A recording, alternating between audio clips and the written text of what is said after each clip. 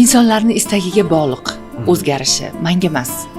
Hamma ham she'r yoza oladi aslida. Hammani ham hayotga aytadigan gapi bor, lekin shoirlar taq to'g'ri ayta olgani uchun hamma ham qo'shiq aytishi mumkin, lekin nima uchun qo'shiqchi?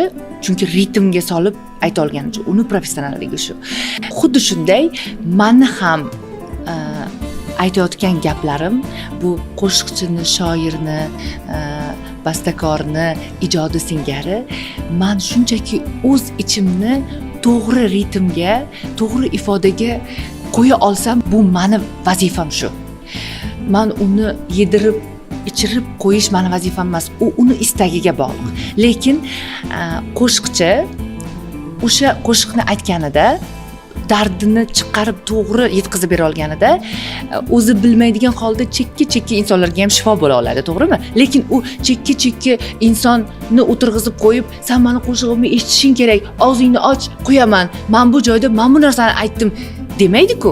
Xuddi shunday, meni vazifam menga ehtiyojmand bo'lgan odamlarga men o'zimni hayotga aytmoqchi bo'lgan gaplarimni to'g'ri ritmda, to'g'ri ifodada, bor bo'yi bilan anglaganim qadar ifodalasam, men ana shu joyda maza qilaman. U joyi qolgani ularning istagi bilan bog'liq. Ular istagani qadar shimiy oladi.